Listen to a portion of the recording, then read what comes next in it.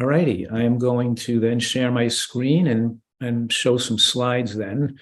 And the plan is to, go through the slides and just talk, and then I'll have time for question and answers at the end. So I'm going to hit share screen, and hopefully this will work. Did that work? Yep, we see it just fine. Okay, good. All right, let's get started. So I hope many of you listening have a pencil or a pen and paper in front of you, because I want you to write down some things too and take some notes about this, because I want to make this very clear about what my intention is and how I think we should look at losing weight, because obviously most people across the modern world are overweight, particularly in this country. I know that conventional authorities tell us that 66%, and then they went up to 70% of people that are overweight or obese. And I'm saying that number is not accurate, because they use a BMI of 25 as the demarcation line between overweight and normal weight. And if we look at long-lived societies and long-lived individuals, we always see longest-lived societies have average BMIs below 22. And the optimal BMI for a male is below 22, and the optimal BMI for a female is below 21. If we use a BMI of 23 as the demarcation line, and that's permissive enough between overweight and normal weight, then it classifies 89% of Americans as being overweight. So obviously, if you eat like other Americans eat, you become overweight. And of course, if you eat like other Americans eat, you develop high blood pressure, high cholesterol, heart disease, cardiovascular deaths, strokes, cancers, dementias, and you eat like other Americans eat, your life is headed towards an ultimate tragic life with a shortened lifespan and a poor healthy life expectancy like every other American. I always say, to people, I say to them in lectures, I lecture to medical groups and big conferences, and I say to them, raise your hand if you've been shot by a bullet or stabbed by a knife, or how about in your family been shot by a bullet or stabbed by a knife, or for your closest friends, and nobody raises their hand, or one person raises their hand. And I say, are you kidding me? Nobody's been shot by a bullet? Well, how about everybody here has got cancer diagnosis or a heart attack diagnosis, or somebody in your friend and family, like the whole place raises their hand. And I say, and that's a neighborhood that you want to stay living in? You want to remain in the same place where everybody around you is getting heart attacks or strokes or cancers, and you're going to live like they live in that dangerous neighborhood? I'd want to escape from that danger if it was me. Obviously, we're living in a dangerous neighborhood, and we have these weapons of mass destruction on every street corner, right? McBurger and, Pizza Haven, or whatever people go to, Burger Cabin. I don't even know what the hell they call these things. Turn around and ring around the Rosie Burger, whatever it is these places you're going to. If you eat like other Americans eat, you're going to become brain damaged from this too. So in any case, let's get started with the lecture. Oh, but I wanted to make the other point was that people of a normal weight in America whose weight are BMIs below 23, that 11% of people, most of those people are cigarette smokers or people with medical problems. In other words, they're alcoholics, they have autoimmune diseases, they have cold cancers, they have digestive disorders, they're smokers.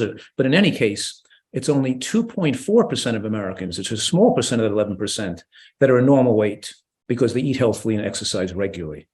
So if you're going to eat healthy and eat very healthily and exercise regularly and be an example of excellent health and push the envelope of human longevity, which I'm saying the normal human lifespan should be between 97 and 107 years old.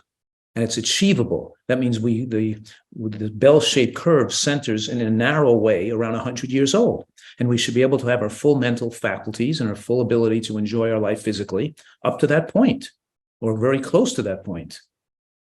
So, but almost nobody's doing it. And the point of this lecture is that if you choose to do that, and you choose to live healthily, to have an extended lifespan and good health, you're not going to fit in. You're going to have peer pressure, and you're going to get exposure to either ridicule, scorn, or exclusion from the other people who want to live there, who are living their life in a different way. So we have to cultivate the right type of outlook, the right type of leadership, the right type of mental outlook that enables people to be different in today's world to achieve optimal health and their ideal weight. And that's what I'm talking about here. Okay, so now let's get started. So first of all, just in case you haven't heard my other lectures, I'm just going through this foundational principle of a nutritarian diet. And the foundational principle, or the first principle, is that I want you to memorize these 5 words. And the words are moderate caloric restriction in the context of micronutrient excellence. So it's moderate caloric restriction with micronutrient excellence. Because I'm saying ultimately your longevity and how healthy you are in your later years is proportional to your exposure to a great micronutrient exposure, your micronutrient bang per caloric buck. That means more micronutrients, less calories. And the word moderate is really important. Moderate, right? We're talking about moderate caloric intake. In other words, moderate caloric reduction. So you're keeping your body thin and favorable. Because excess calories, which speeds up metabolism, speeds up the aging process. You eat more, you don't just put weight on, you're eating more, half the calories go to put the extra calories you can't burn. In other words, my basal metabolic rate, to keep my weight at my most favorable weight, I need a certain amount of calories. That's X amount of calories.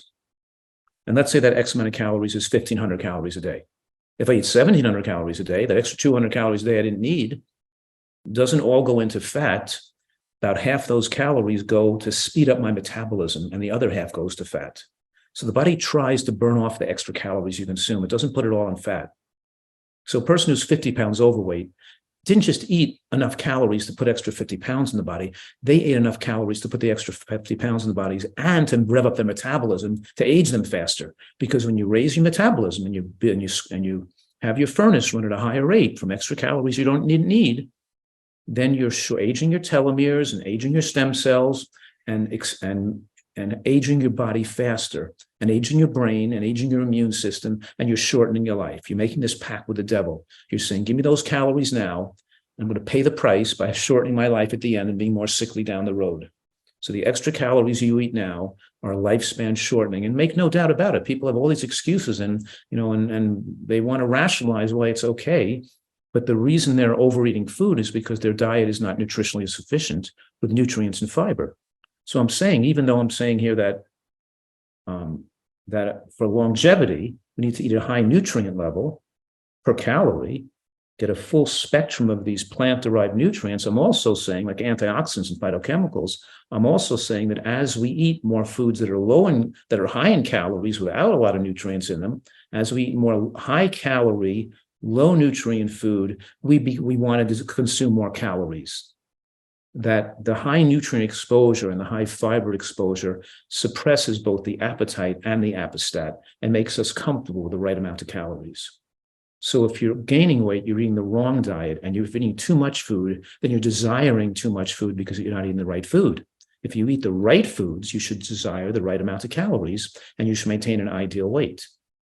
So we're going to talk about that in more depth today.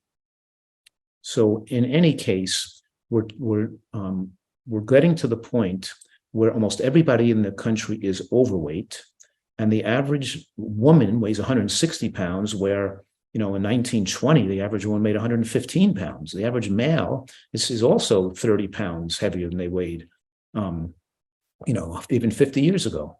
Even in 1970, there's a study that shows that the average woman in 1970 eating the same amount of calories with the same amount of exercise as a woman eating today, same amount of calories, some exercise, the one today will be 30 pounds heavier, eating the same amount of calories as in 1970, demonstrating that people have more of a tendency to get overweight today, and has a lot to do with these endocrine disruptors and chemicals and toxins in their body, and the body puts on weight, both fluid weight and water weight, and fat weight, to dilute the toxicity and to retain more body size, to maintain the toxicity of their diet. The diet is nutritionally deficient, and we're more toxic today than we were years ago, increasing risk of cancer rates and autoimmune disease and depression and mental illness. And so we want to do both, to lose weight and keep it off permanently. We want to eat healthier.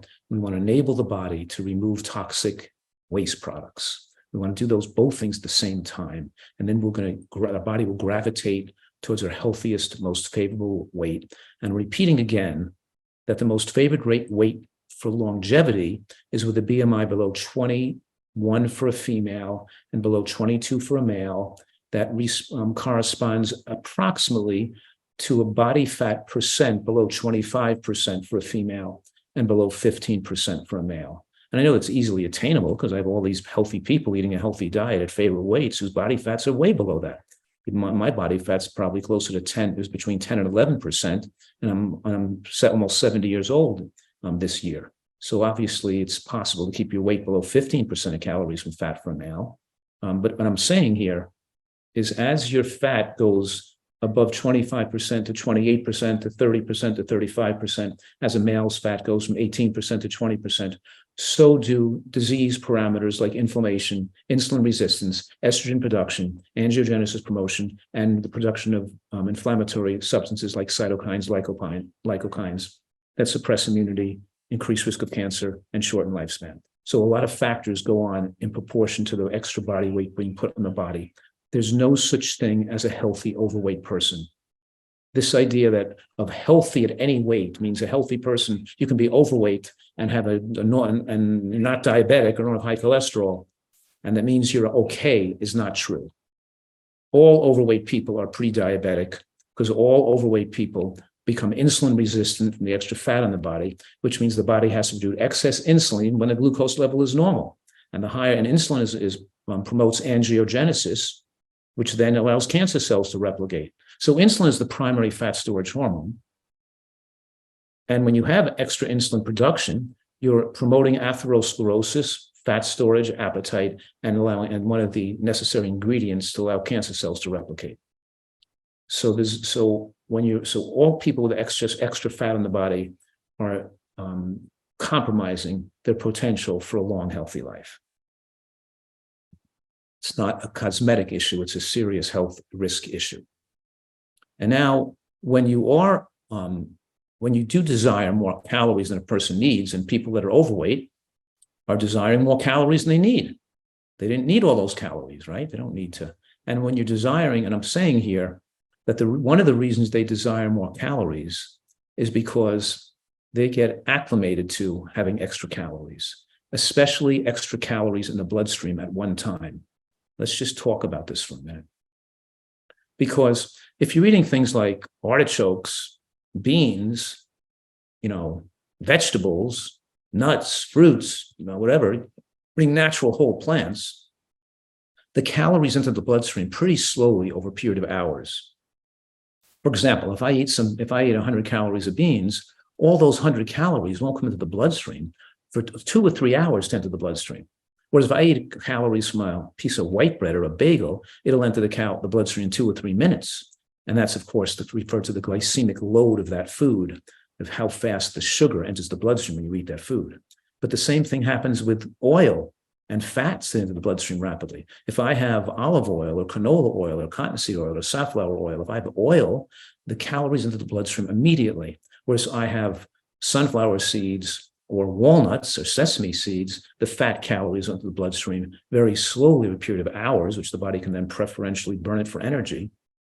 But I'm saying that the rapid spike of calories in the bloodstream that we get from eating oils and white flour and sugar you can't achieve that unless you have processed foods. You can't go in the jungle, in the forest, and eat food and have such a high spike in calories in the bloodstream. You can't put 500 calories in the bloodstream simultaneously. You can, even if you eat 400 or 500 calories of food, it's still going to take hours to get it into the bloodstream, to get into the bloodstream. Maybe you can get 100 calories in the bloodstream. But if you want to get 400, 500, 600, 700 calories in the bloodstream at one time, you have to eat processed foods. And when you eat these fake foods like oil, because oil is a fake food, it doesn't exist in nature. It's a fake food that damages the brain. It damages the brain because the rush of calories in the bloodstream, this heavy amount of caloric load, stimulates dopamine centers in the brain and stimulates the apostat. In other words, what happens is you get acclimated to the spike of calories, and the high spike of calories in the blood from oil and flour, when flour is sugar. White flour is a sugar equivalent. It's the same thing. White flour enters the bloodstream as sugar. So the body doesn't have any way to tell the difference between you ate sugar cube or honey or maple syrup or bagels or croissants or pizza or pasta. It's just coming in the bloodstream as sugar. So white flour is sugar in the blood. And it enters the blood, it enters the bloodstream as fast as if you had sugar right from a spoon, eating out of just sugar out of a jar. It's almost the same thing. So you spike these calories in the blood, and then the brain, especially the dopamine centers in the brain, get accustomed to the surge of calories, the same way if you had a surge of snorted cocaine, or if you had a surge of opiates in the same area of the brain that's stimulated by opiates, and you have this dopamine stimulation from the surge, this high surge of calories that's not achievable naturally. It's only achievable with fake food designed by humans to get people addicted.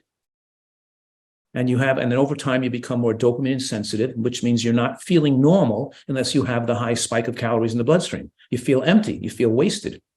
You feel like you're not satisfied unless you eat some foods to spike calories in the blood, because you're chronically used to these extra calories that are not food from oil and white flour. So now you're not happy with just having an apple. You have to have not concentrated calorically enough. You have to have something, a chocolate bar or dates, and you have to get more calories in the bloodstream. You have to fight for those extra calories. You have to have bread. You have to finish the meal with a cookie or a bagel or something, or some chips or some fries or some burgers or some meat. You're not satisfied with just a normal amount of calories, right? A normal amount of calories in a stomach that holds a liter of food is like 400, 500 calories. You're satisfied. You actually feel full with 400, 500 calories per meal. And those calories don't all come into the bloodstream.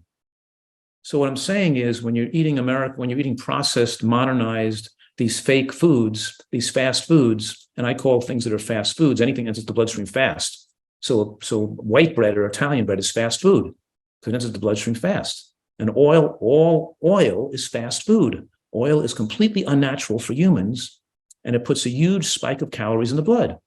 And maybe if you're working 8 hours behind a plow that weighed 800 pounds all day long in the field, or chopping wood all day, or a professional athlete, a little bit of oil would make too much difference.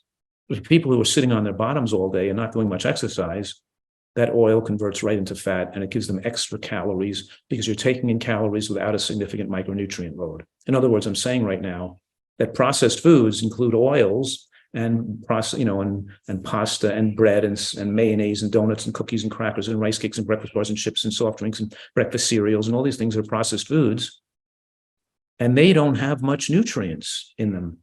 They're mostly just calories. They're empty foods. And animal products, chicken, eggs, fish, meat, poultry, they also give you, have protein and fat in them, but they have an insignificant load of micronutrients. The vitamin content is very narrow. In other words, they contain a certain level of certain vitamins and minerals, but very moderate levels of just that small amount, a very small number of nutrients. You don't get a large number of nutrients that humans need. So I'm saying a piece of chicken is like a bagel, because they're both foods that don't have a significant micronutrient load. They're mostly just calories. So both animal products and processed foods are nutritionally deficient. As a primate, we're a green vegetable dependent animal.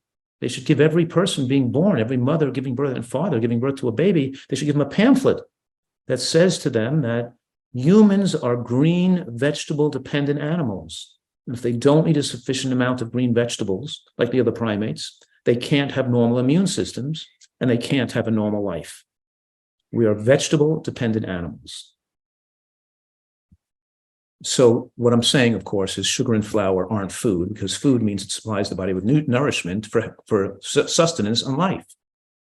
And sugar and flour, S/F means sugar and flour, are anti-nutrients, because the body has to metabolize them into energy, and it uses cofactors, vitamins and minerals, to turn this glucose into energy, which strips the body of nutrients, and the body can't efficiently convert all those calories into energy. So we then shunt it towards fat storage. So sugar and flour accelerates fat storage and increases appetite and makes you to a food addict, and it leads to nutritional starvation, which then, because it strips the body of nutrients and doesn't supply the nutrients that are generated by its metabolism. In other words, when sugar or glucose is generating energy, it also produces free radicals.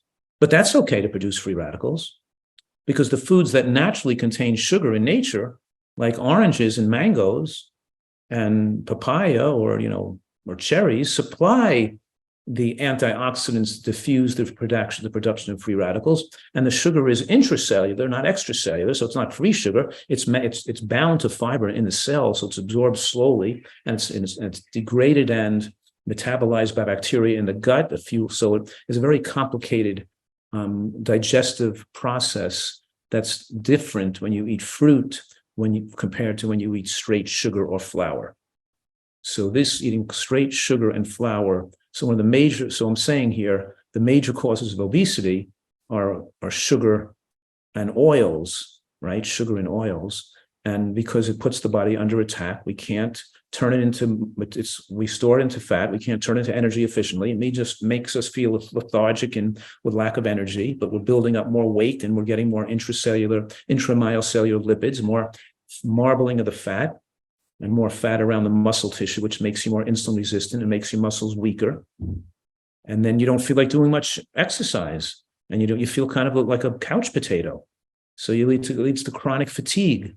So eating bread and pasta and white rice leads to chronic fatigue and nutrient depletion. And eventually you have, your bones, your muscles waste away, and your bones waste away too, because your bone strength is proportional to your muscle strength. So what I'm saying here is that this SF, which means sugar and flour, meaning white flour products, even whole wheat flour, whole wheat pastry flours are grind so fine they have a high glycemic load, but they create insulin resistance because we produce more fat around the muscle tissue. And they promote cancer because insulin promotes cancer. High levels of insulin promote cancer. So I'm saying here that these foods are the hallmark of a glycemic unfavorable diet, and the foods that are most eaten on glycemic unfavorable diets are white bread and white rice and white potato and French fries and chips and cereals and things like that. So these high white rice or high white flour diets, and that's in most United States. I call it the cake diet. Most people are eating white flour at every meal. And they don't see that as the same as eating candy. And they don't see the white flour as being lifespan, as such a dangerous food. They might see the saturated fat from an egg yolk, cholesterol in an egg yolk, or the saturated fat, from meat being unfavorable, but they don't see that white bread they ate, that plant-based food as white bread or white rice being so dangerous as it really is. So glycemic unfavorable diets spike cancer rates are linked to 85% increased risk of breast cancer, for example. And meta-analysis show high glycemic diets are linked to other types of cancers as well. And of course, this on the slide here, I'm saying that cancer rates went up every single year from 1935 to 2005. But what I'm saying here is that cancer is a relatively new phenomenon in human history. Cancer, we didn't have many cancers around the world in the earlier centuries. Cancer wasn't even mentioned in medical literature until the 16th century. And in those days, we only found it was very rare. The first cancers that appeared in any significant number were scrotal cancers and testicular cancers noted in men who worked as chimney sweeps, being exposed to those polyaromatic hydrocarbons and toxins in chimney smoke. So, and that more fat on the body and more processed foods in the diet, which has been increasing over the last 100 years. Don't forget, around 1940, half of the calories consumed in America were calories grown on people's own homesteads or homes or farms. Let me say that one more time. That we called them victory gardens, and around World War II, about half the calories in America were consumed by the food people could grow in their own homes. And then we've moved from the 1960s and when we started the fast food revolution in the 1970s, when we had more proliferation of fast food restaurants, and people ate more out of the home, outside of the home. Then we saw a growing waistlines and growing autoimmune disease, growing rates of mental illness, and of course, growing rates of cancer and heart disease, stroke, and dementia. So we see, and what we're saying here in this slide is that fat on the body drives immune suppression and makes infection worse and dangerous. And we have a continual growth in infectious disease-related death, not just cancer-related deaths. And data on overweight women, for example, showed a 7-fold increased higher rate of infection, compared to normal weight women. So here's a study on 2.3 million people shown being overweight is a major risk factor from pneumonia or other infectious related causes of death. And even a few extra pounds can increase risk of infection. And now we've seen that with COVID. We've seen COVID being a pretty pathogenic bacteria, pretty pathogenic. It's a pretty pathogenic virus, not a bacteria. But the point is, it's a pretty virulent virus that causes pretty severe illnesses in people that are nutritionally depleted or overweight. It doesn't create significant cause of death or morbidity or mortality in people that are healthy. And instead of people learning that and trying to improve their health, the American population gain more weight and just rely on drugs and vaccines and not rely on good health habits to support better immunity and better protection. So again, I'm saying that we're trying to achieve optimal health, which improves all causes, which decreases the risk of all causes of death, right? And these unhealthy foods also create unhealthy bacteria in the gut and yeast growth in the gut. So now sugar raises IGF-1, not just animal protein. We have gut inflammation and brain inflammation, because brain inflammation and gut inflammation go together.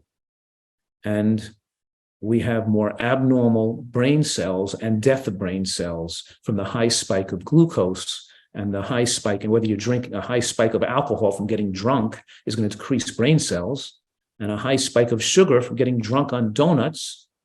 And because it's the same thing, people, when they're alcoholics and they start to abstain from alcohol, they shift to a different addiction. They start eating cookies and donuts. And people, so they don't really get rid of their addiction. They just switch from a different addiction, which still ages the body and damages the brain.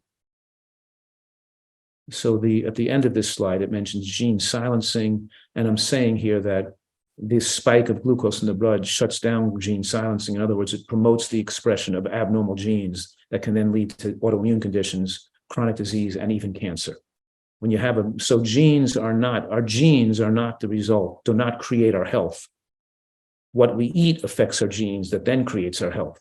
So our genes are modifiable. The abnormal genes are silenced. The health promoting genes are expressed, and our diet creates the expression of our genes. So our diet controls our genes so much, and also, of course, how we think and how much sleep we get, and whether we exercise regularly. But your genes are modified to your lifestyle. They're not fixed. They're not written in stone. You still are what you eat. So we're talking here that the American diet is causing brain damage, leading to people who become dysthymic and depressed. Dysthymic means they're not totally depressed, but they're not really happy about life. They just live for their addiction. They just live to go to work, to the job that they hate, so they can get money, so they can go to drink or snort or smoke or eat unhealthy foods. And they're just living for one addictive episode after another. And the point is that they weaken people's attention, their creativity, and their intelligence. And the more you're an addict, the more you're consumed with your own world around your own body in a more narcissistic way, because you're only concerned about meeting your need for addictive substances and have less passion and excitement about doing good in the world or for the world, or about things you're excited about outside of yourself. So it makes you a more narrow and self-centered individual the more you're an addict. And now we have this explosion of nonsense and advertising to people, convincing them that oil is healthy for them. Like olive oil is a health food now, right? Even so, it's not really a food. It's not even a food. It's an invented processed food. It's extracted from a food, right? All these oils are extracted from food. They're not growing like that. You don't see a jar of oil growing on a tree. And when they extract the food from the oil, a lot of times they're chemically extracted, and they cause glycidols, which is a toxic substance that's residual glycidol in the oil. And as you heat oil or cook with it, you form toxic aldehydes and other reactive chemicalized toxic compounds. And even working in a fast food restaurant where they're cooking oils all day long and reusing it for frying food over and over again. Even the fumes are carcinogenic and can damage the lung in people working in a fast food restaurant who don't even eat the food. And of course, the Sydney Heart Study shows that vegetable oils are more damaging to the heart even than red meat. So fried foods and eating cooked oils are considerably unhealthy for humans. But I'm saying that all oil is fattening, and all oil is very fattening. because it's 120 calories per tablespoon. 120 calories per tablespoon that rushes into the bloodstream really quickly. And it's unnatural.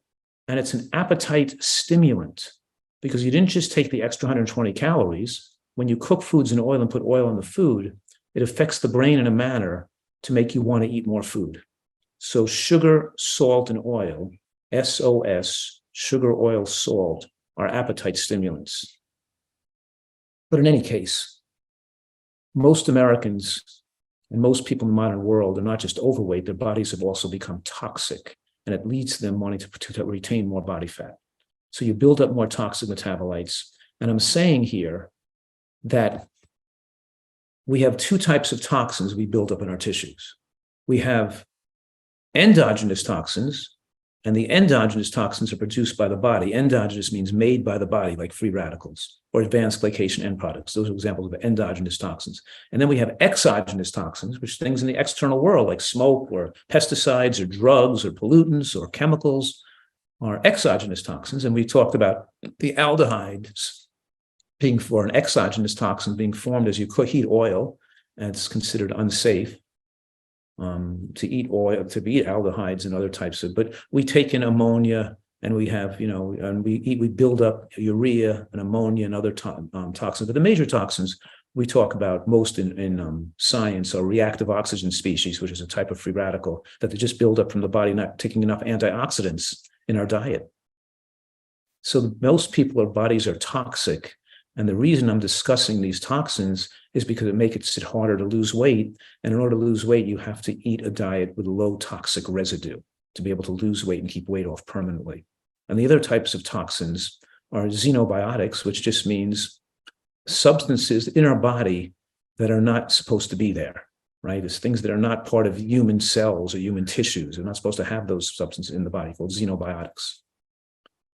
And the body attacks its own cells that have foreign substances in them, triggering autoimmune attacks and pro-inflammatory disease. And now we have asthma because we have retention of toxins, and the body's attacking its own lung cells, creating inflammation as a means of trying to get toxins out. And we can suppress the toxins going out, which is causing too much inflammation and pain, and we can't breathe. So we've got to take steroids to keep the toxins pushed back in. And so the inflammatory process is intertwined with the process of repair. It's trying to remove toxins when we're getting inflamed skin or inflamed gut or inflamed lungs. And then of course, we're going to try to defeat that inflammation by poisoning the immune system with an immunosuppressive substance that causes cancer, or with a steroid that pushes the toxins back in. Or when you have a headache, which is toxins coming out of the brain, you want to push the poisons back in with drugs like aspirin and Tylenol and Excedrin, Furanol, Midrin, Furacet. These active ingredients are barbiturates, caffeine, and narcotics to push, so the body pushes the poisons back in by taking in more poisons. And drugs are a major source of poison exposure, and so are vaccines. And we know the COVID vaccine itself has been very reactive compared to other vaccines in the past, creating a lot of self-molecule attack on the immune system, create a lot of xenobiotic attack, creating a higher rate of myocarditis and pericarditis, thrombosis and cognition and tinnitus and headaches and dizziness and fatigue in people who've experienced, who especially in young people who've taken these shots. Whereas without focus on eating healthfully and protecting their body, it's all about drugs, and that's the society we live in, where the answer to everything becomes a drug, right? Now, fast food is not just food in a fast food restaurant. I'm saying any commercial baked goods, any fried food, and anything with a lot of calories, with synthetic ingredients out of a bag or a box, right? It's highly flavored and high in sugar and salt. It's all fast food, and it's all addictive. And even 2 servings a week of commercial baked goods or fast food or burgers, sausage, and pizza are associated with depression in a dose-dependent manner, meaning 2 servings a week doubles the risk of depression. But most people don't have 2 servings a week who eat this stuff. They have 10 or 20 servings a week, right? They have, I don't know, 5, 10, 15 servings a week. And even though most people don't become depressed from it, it still affects the way they see the world. It affects their brain. and they're no longer the person that they could have become. They're damaging their brain, and they're making themselves less passionate and with less ability to be excited and enjoy life, and it's interfering with their own maximizing their own creativity and intelligence. So they could be a better artist, a better musician, a better architect, a better teacher, a better doing anything they decide to do that they want to enjoy doing. They can do better, a better writer, anything they want to do better. They're better when they're not damaging their brain with excess dopamine stimulation, because the excess stimulation of dopamine producing substances, and we're talking about extra calories, these concentrated calories that flood the bloodstream, alter brain structure, right? They damage neurons and they create changes in the brain structure and function. Once you damage the brain, it takes a long time to repair it. And food damages the brain. So much so that children who are fed candy almost every day as a child, we're talking about children in the highest quintile or highest fifth of candy consumption. And don't forget, I'm also saying that commercial baked goods are also just like candy. The kids who eat the most candy are much more likely to be involved and arrested for a violent crime or a drug-related offense by the time they're 35 years old. Matter of fact, this study showed a 60% risk. In other words, the majority of these kids in the highest quintile of candy consumption, when followed till they were adults, found that the majority of them became arrested for some kind of criminal behavior or drug abuse. And no other variable was linked to poor outcome as much as, not poverty or social isolation or lack of parents or abusive parents. Nothing was as strong a correlation as candy consumption and poor diet in childhood. So you got to be crazy to eat the food the way other Americans eating, where they're eating pasta and bread and burgers and pizza and sausage and pancakes and waffles and cold cereals. And it's just got to be crazy, because and it makes people crazy, and they can't stop eating this stuff too. So obviously I'm saying when a person is eating more conventionally, they build up more toxins, and the toxins that they built up makes them feel worse when they're not digesting food. Because there are two phases of the digestive cycle. There's the anabolic phase when they're eating and digesting, because the word anabolic means to build. And so when this food calories are coming into the body, your liver can't be in a heightened phase of detoxification, and your body's not in a cleansing phase. It's in a receiving and building phase. When it's in a receiving and building phase, then you're not really in a detox or healing phase. The catabolic phase, when digestion is not going on, when digestion has been completed, is when the body is in a heightened state of repair and detoxification. So it's when you're not eating, you're actually healing and repairing food and repairing damage and removing toxins. So the body is getting rid of metabolic wastes and getting rid of both exogenous toxins and exogenous toxins, and dealing with xenobiotic exposure. Your body is desperately trying to repair itself and heal itself if it can, but it can only do so when it's not digesting food. The problem is that people are so toxic that when they no longer digest food, they start to feel so weak, so fatigued, even headachy or stomach cramping or fluttering, or they just feel waste or agitated. They don't feel well when the toxins start circulating for removal in the catabolic phase. They got to keep food coming in their body all the time because they don't tolerate the way they feel when they're in the catabolic phase, not digesting food. What I'm saying, the longer you live in the catabolic phase, the longer you live. Matter of fact, one of the suggestions that I'm giving people today is that we want them to eat a light dinner and finish eating dinner by 6 o'clock. So when they go to sleep at night by 10, let's say, they had 4 hours where they could finish digesting dinner. The time they go to bed, they're not digesting anymore. But if you eat too much food between 5 and 6, and you eat till you're full, you're not going to finish digesting by 10. You're going to keep digesting till 11, 12, or 1 or 2 in the morning, and you're not going to have the full catabolic benefits when you're sleeping. It's having the full catabolic benefits when you're sleeping is the secret you're learning from me for slowing the aging process and extending human lifespan and having full brain faculties when you get to be 100 years old. So most Americans don't understand or feel hunger because they eat before they get to a feeling of hunger. they have to eat because they feel too uncomfortable. So look at this slide where the glucose curve goes up when you eat a meal, and it starts to come down after the meal as you're still absorbing glucose into the bloodstream, because this glucose curve is referring to the glucose level in the bloodstream. So it spikes up after the meal, and after you finish eating, it keeps going up, and it's still higher than normal after you finished eating, because you're still taking in food in from the digestive tract. Even though you're not eating anymore, it's still coming in from the digestive tract, and it's still elevated off baseline. And then when the glucose no longer comes in anymore, and your sugar gets back to baseline, that's when you enter the catabolic phase, when you're not digesting anymore. And that's when the body enters this detox phase where enhanced healing takes place. And it's when enhanced healing takes place when people who aren't eating healthfully enough feel uncomfortable with shakiness and weakness and fatigue, and they feel they have to eat again because they think the fatigue and weakness is hunger.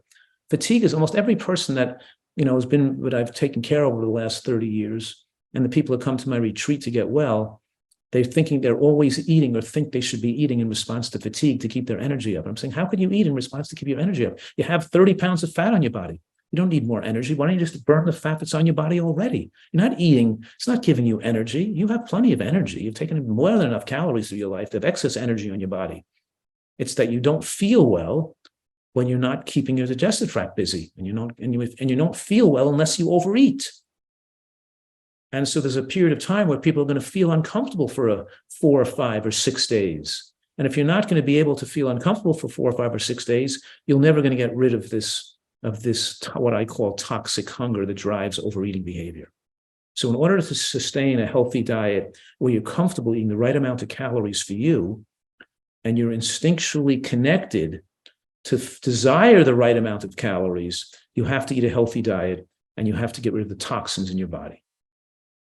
So we're saying here that when you eat healthfully, toxic hunger goes away. And I'm going to tell you exactly how I want you to eat healthfully to make toxic hunger go away, so you don't feel like eating when you enter the catabolic phase. So the fatigue goes away and the agitation goes away. And then if you continue through the catabolic phase, living off of the glycogen, the calories stored from when you ate, then you can go for hours where you're not eating food until the glycogen is gone. And there's no more because the body takes the glycogen and converts it back to glucose again for utilization by the cells. So when you eat glucose and you have glucose in the bloodstream, the body can burn that glucose for energy, and it converts some of it into fat, and it converts most of it into glycogen. So when you're not eating anymore, you can turn the glycogen back into glucose again, so the brain can function on glucose. Because the brain functions on glucose as its primary fuel, and 80% of our energy needs at rest are being utilized by the brain. So the brain is burning off that glucose. That's why the glucose curve is staying flat and not continuing to drop. It doesn't go down. It just stays flat at the baseline. And people say, oh, I feel hypoglycemic when my sugar is low.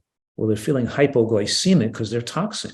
And often they can feel better by eating high protein foods like cheese and tuna fish and meat, because they want to keep their digestive tract busy all the time and keep poisoning. So by self-poisoning, they're stopping detox. But that wasn't caused by the hypoglycemic symptoms of fatigue and shakiness and discomfort. Wasn't caused by the low sugar. It was caused by the detoxification process that occurs when you have a low sugar. The good thing that's going on when you have a low sugar, because the sugar's not even that low. It's just at baseline, 60 or 70. It's just at baseline. They feel lousy. They don't tolerate, they feel at baseline. So they have to take in toxic foods to keep them back in the anabolic phase again. That's why eating meat and eating heavy foods like meat keeps people out of the catabolic phase, because it takes so long to digest. They go from one anabolic phase into another, so they're always digesting. And if they're always digesting 20 hours a day, then they're accelerating their death. We want to be able to finish digesting so we can live for longer hours in the non-digestive state. So I'm saying any person that became overweight have eaten outside of the demands of true hunger. They're not eating because they're hungry. They're eating because they're recreational eating, emotional eating, or because of toxic hunger. And if you don't recognize toxic hunger, addictive eating, emotional eating, and recreational eating, if you don't recognize them, you can't have a permanent weight. You can't result in a healthy weight. The goal is to get back in touch with true hunger and to eat instinctually And instinctual hunger is felt up here in the lower part of our neck or upper part of our chest, and it doesn't really feel uncomfortable. I can, go for, somebody could say, hey, you want to go for a hike? You want to play tennis? You want to play pickleball? You want to go surfing on the beach? You want to go? And I'll say, sure, I'll go. I could go. Okay, I'm hungry, but I'll go eat later. No big deal. And I start exercising and having fun, and I forget about the hunger and go back to it later and stop, and I'll be hungry again. I'll eat then. Hunger is not painful. It's associated with increased sensation for taste. It makes food taste better. And it directs you to the exact amount of calories, because if you continue not eating the catabolic phase, right, and the glycogen eventually gets used up, and the sugar may go down, but not really, because the body can break down muscle tissue to make glucose, to keep fueling the brain with glucose. But we don't want to break down muscle tissue for glucose, for the brain's need for glucose, right? The body doesn't want to waste muscle tissue. So true hunger appears to make us eat again. So the body instinctually eats to protect its lean body mass. But I'm telling you this so you know that hunger doesn't exist to put fat on the body. This idea, this myth that hunger exists so we can get fat, so we can live off of lean times when there's no food available. In primitive times, people want to overeat so they can get overweight because when they couldn't have food for months, they can live off their fat. That's not true. The human body there's no desire to eat food to make ourselves get fat. We're not bears, and our body doesn't work that way. We're just eating to maintain muscle mass. You have to have an abnormal diet with abnormal foods to eat an abnormal appetite that leads to a person to become overweight. So true hunger only exists not to put fat on the body, but just to maintain a muscle and bone mass. If we continue not to eat, of course, for a couple of days, then the body can accept ketones. The brain can utilize ketones as an emergency fuel for the brain. It takes a few days for the brain to be able to use ketones as an emergency fuel when no food's coming in. It's nature's way of protecting the brain and protecting your survival when food is not available. But now we've distorted that, and these people developing paleo and keto and carnivore and low carbohydrate diets, so the body goes into ketosis, is using an emergency fuel for lean times and tricking the body into think that it has an emergency, and then you're living with acid production, ketone production, and shortening people's lifespan with high animal protein exposure. And it's unquestionably, in this point in human history, many studies have corroborated each other that higher protein diets and the most dangerous type of diets with the most shortening of lifespan occurs in those diets that promote ketosis, that are so carbohydrate restricted, they form ketosis. It's not dangerous to be in ketosis when there's no food around for a short period of time. Not to live in ketosis, and keep living permanently in ketosis as a weight loss method. That's really dangerous and foolish. Okay, I hope you're understanding these concepts better, and that most Americans go from one anabolic phase into another. They continue to they can keep the digestive process going all the time. They're always putting food in their stomach. They don't feel well unless they chronically overeat. And there's no way you can maintain a favorable weight for the rest of your life when you're always putting food in your body and always digesting food. You're not in touch with hunger. You don't have any instinctual connection with how much calories the body needs. So you're always going to be guessing.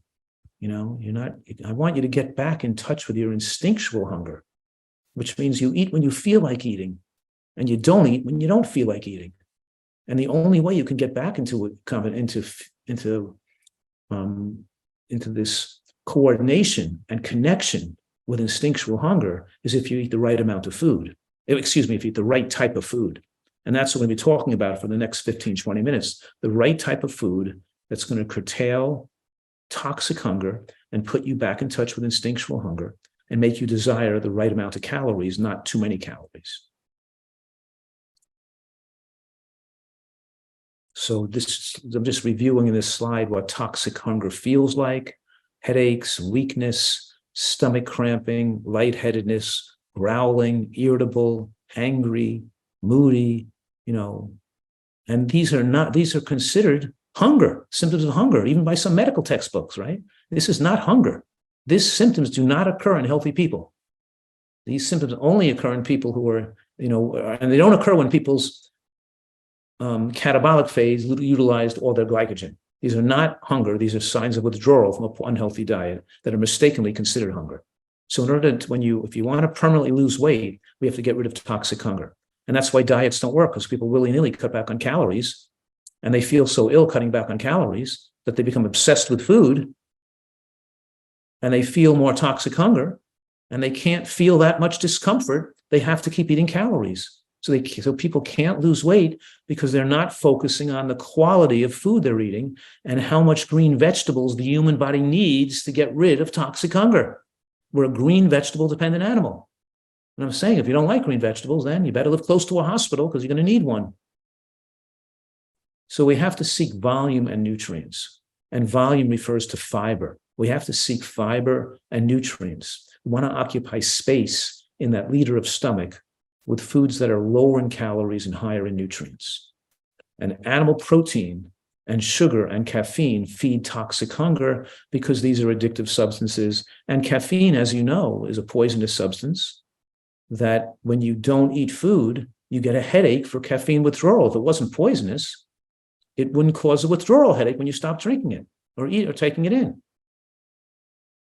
Things that are healthy for us do not cause withdrawal symptoms. Only poisons or toxins cause withdrawal symptoms. And then people are going to eat food to stop the withdrawal from caffeine because we exacerbate detoxification. We enhance detoxification in the not eating state. So the caffeine withdrawal is going to increase in the not eating state, so you're going to feel more headache. And you're going to eat food to help reduce the caffeine withdrawal. So the caffeine not only is preventing you, not enabling you to sleep less, shortening your lifespan that way, but it's causing you to eat more. So in many cases, caffeine contributes to the toxic load in the body, leading to more with hunger, false hunger. And also it lets you feel like you can get by with less sleep, which also shortens your lifespan. So I'm giving the reasons why most people's diets don't work. And here's a study published in 2010 called The Changing Perceptions of Hunger on a High Nutrient Density Diet, studying the effects of this way of eating on about 750 people. And we showed that after 6 months, 90% of those people had a changed perception of hunger, that they initially described their hunger like it's affecting their stomach and their head. And after 6 months, the hunger was more felt in their throat and obviously in their mouth with salivation, increased taste sensation, and upper chest or lower neck sensation of a drawing sensation that's kind of like makes you want to eat. And food tastes better when you eat when you're really hungry. And these people reported not only their sensation of what they considered hunger change when they ate so healthfully, but their preference for healthy food changed because their taste muscle improved and they became desirous of vegetables and enjoying flavors of natural food more. And their bliss point went down. In other words, they didn't require so much sugar to feel satisfied. They were satisfied with things being a lower level of sugar, like a strawberry isn't sweet enough for most people. But once you're in a blueberry, it's not, or they don't taste the sweetness in lettuce, but in other words, the strength of your taste changes over time to get stronger, to like natural foods that aren't heavily seasoned and hyper palatable. And also, you become satisfied with the right amount of calories, with lower amounts of calories. So you're satisfied with the food more, you enjoy the flavor more, and you feel like you're eating enough food when you're actually eating so much less than you used to eat. I always say that humans live on, or Americans live on half of what they eat, and the other half meets the needs of their doctors, right? Half of the calories you eat meet your needs, and the other half meets the needs of your doctors. And it sounds kind of like an exaggeration, like a joke, but it's not really an exaggeration or a joke, because we're healthiest amount of calories for women and males are somewhere between 1,200 and 1,800 calories a day, around 1,400 for a woman, maybe about 1,600 for a male. Or, we're talking, every person's different. I have no specific amount of calories I want people to eat. But I know that Americans are eating about 3,000 to 4,000 calories a day. The average American eats about 3,600 calories a day. That's double what humans even eat, because we can compare that to the amount of calories consumed in rural China, which is about 1,500-1,600 calories a day per capita. And here, where per capita calorie consumption is double that. So extra calories are exceedingly dangerous, and extra body fat is exceedingly dangerous. And we can prefer to eat less. We can learn how to prefer to eat less, but it takes time to prefer that.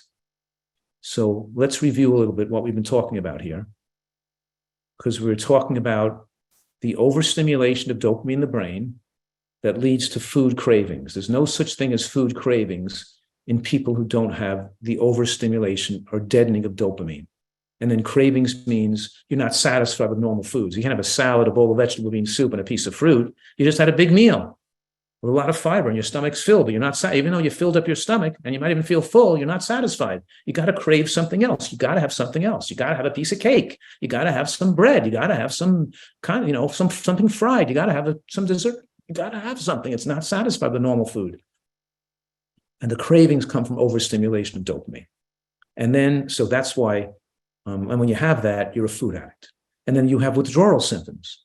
You have fatigue and headache if you don't eat. And instead of embracing withdrawal symptoms and realizing that's your body healing, you'll either eat food or people want to take a pill. They want to pop a Tylenol or an aspirin. In other words, I'm saying here that the suppression of symptoms with drugs makes you more toxic and can make an occasional headache into a chronic daily headache, or a severe headache syndrome into a migraine syndrome, because you suppress the occasional headache with a detox event with dangerous drugs. Even the use of 1 or 2 Tylenol or Advil a week can create chronic headache, can create a chronic migraine syndrome. And then a person, of course, gets chronic neuroinflammation from the overstimulation of the brain, from the glucose surges and the extra calories, also create chronic brain fog, where they're no longer thinking as clearly, weakened taste buds, and they're emotionally dependent on dangerous food, and they behave and think irrationally and destructive to their own best interests. And they can become destructive to other people too. They don't care about themselves. They don't care about others. They just care about meeting their fix. The more you're an addict, and the more severe you're an addict, the more narcissistic your behavior becomes, and the more self-consumed you becomes, and the outside world doesn't matter to you, and your future health doesn't even matter to yourself. Why do people behave in a self-destructive fashion? Why do they do things they know are damaging to their health? It's because the primitive brain has a desire. It creates that removal of dopamine and this toxic stimulation of the body. This years of developing this toxic body makes you feel too agitated and anxious when you try not to imbibe in addictive substances.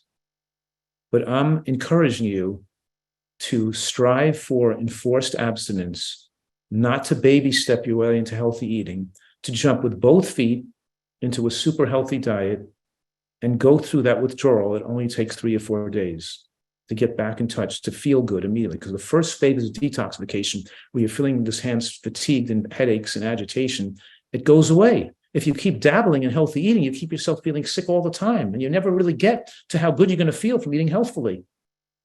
My years and decades of treating so many thousands of people, having more than 10,000 charts on people, have shown me that the people that have sustained 100-pound weight losses and kept it off for a decade or more, all these people who've lost lots of weight and kept it off successfully, were people who embraced this healthy way of eating in a more complete form.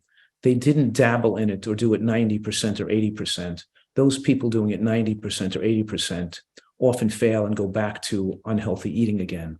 Or they're still keeping that foot connected with unhealthy substances, which never really lets their taste fully adapt to enjoying this as much. And they still, in the dabbling in those unhealthy substances, keeps that flame alive, keeps that addictive fire lit, always wanting those things. So my book, Eat to Live, written in 2004 and updated in 2011, doesn't really contain the same, I could say, viewpoints I hold today. Because I gave a really healthy diet, or the healthiest diet, in the first 6 weeks. But then in those books, I allowed people to play around with 5 or 10% of calories that weren't that healthy, as long as they ate 90% of the healthy stuff. I no longer think that way.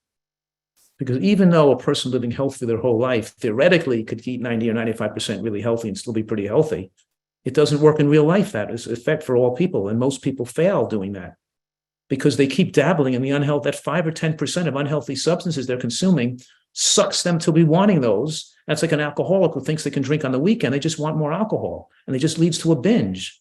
And too many of these people, sure, if you're not an addict and you can have something unhealthy once or twice a month, it's no big deal. But if you're an addict, and I'm dealing in my career with all individually counseling people who are food addicts and overweight, that 5 or 10% of unhealthy substances is what derails them, and what continues their love affair with those illicit foods that were that they desire that cause them to go and keep and stop them from losing weight too.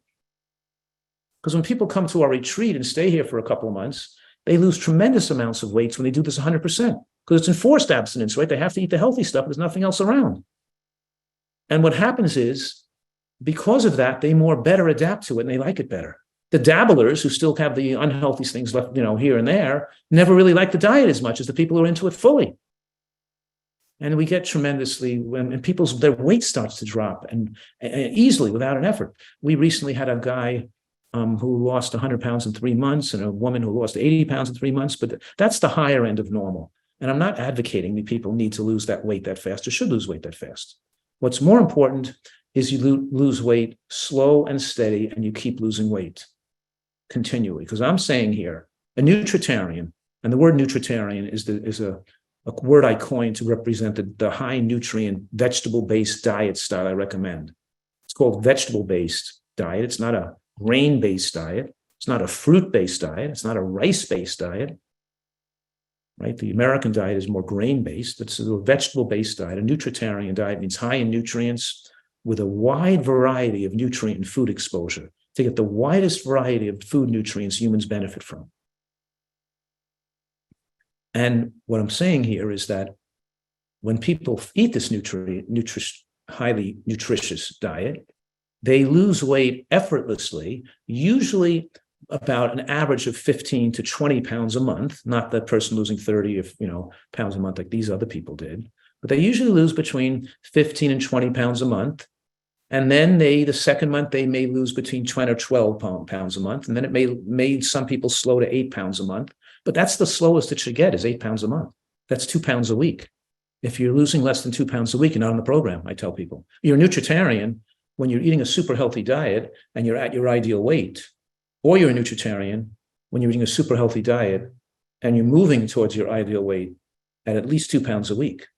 When you're not losing weight at 2 pounds a week, you're not on a nutritarian diet. You're doing something wrong, because almost everybody loses weight at 2 pounds a week when they do this properly. So let's figure this out. And it's so important if you're overweight that you are losing weight steadily, because when you're losing weight and you're overweight, your insulin resistance is going down. Your estrogen production is going down. Your angiogenesis production is going down. Your inflammation is going down. Your risk of having a cardiac event, risk of having platelet clots, your risk of having endothelial inflammation, all the risk factors that are created by, including immune system suppression leading to infectious related death, is going down when you're losing weight. But the minute you start gaining weight again, all those factors go in the wrong direction. So let's say a person came into my retreat here and they lost 50 pounds in a few months. And when they left, they went to Las Vegas and they ate at the buffets, they went on a cruise ship and they gained back 10 pounds after losing 50 pounds. Well, don't forget, they're still 40 pounds down there where they were, but when they first came in, they're still, even though they gained 10 pounds back. But when they gain 10 pounds back and they're 40 pounds lighter now, they're at worse health with higher risk of having a cardiac event or a medical crisis because of that regain of 10 pounds in a short period of time. It's the direction of travel your weight that determines your risk.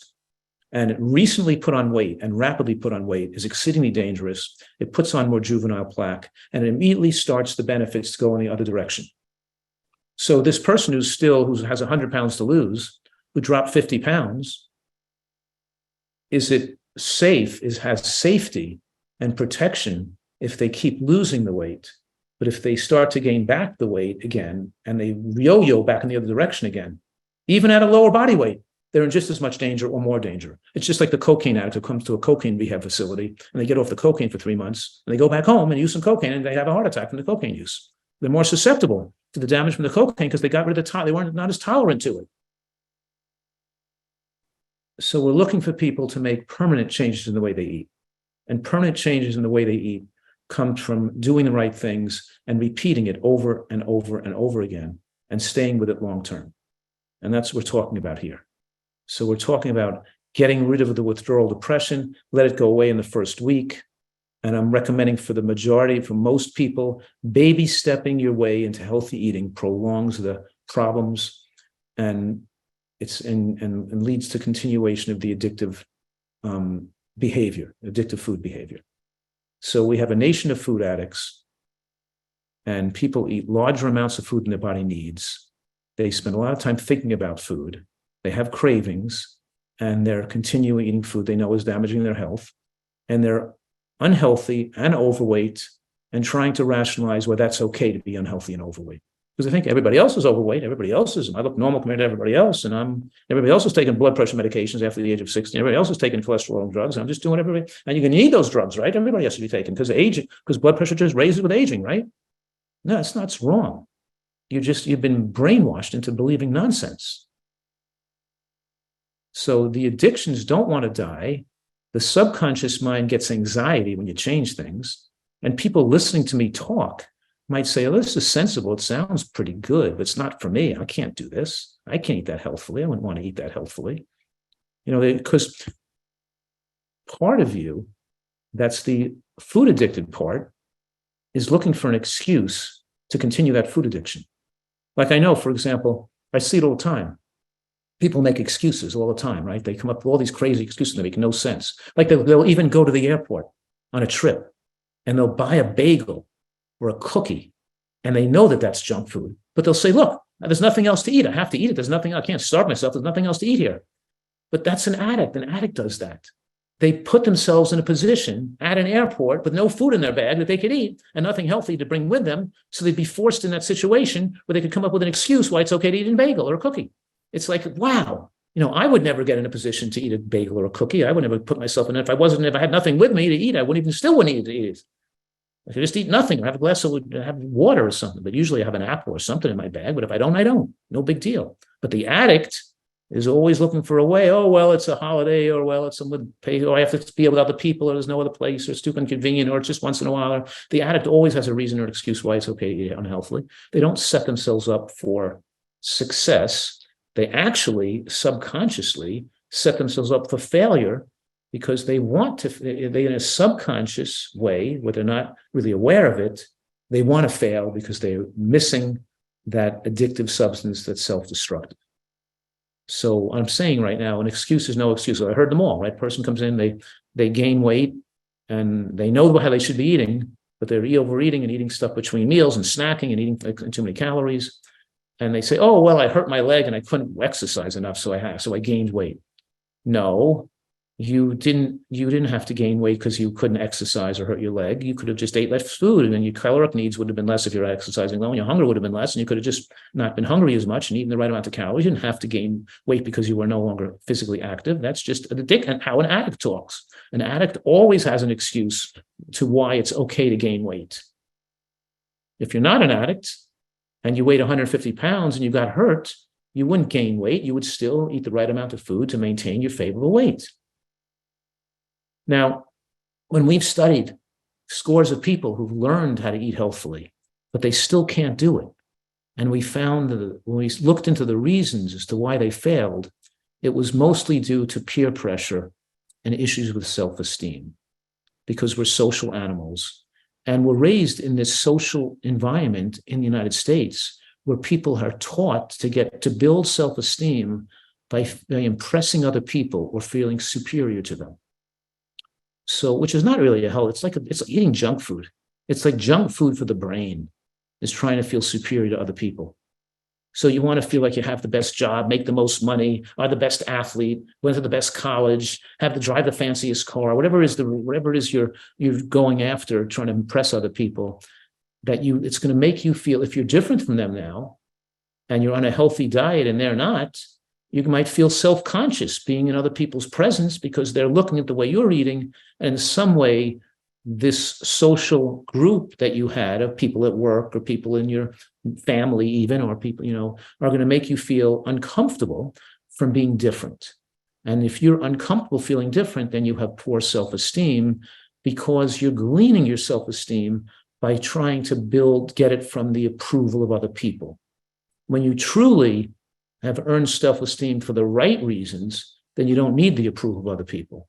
And the right reason, this is a critical ethical dilemma here, because we're talking about the more you become addicted, the more you become consumed with your own needs in a narcissistic fashion, like a heroin addict who's so addicted to heroin, they can steal, cheat, lie, even hurt other people just to get down their heroin fix, right? Nothing else matters. They're not thinking of other people. They're thinking of their fix. The more you're focused on your fix, the less caring and feeling you are for the outside world.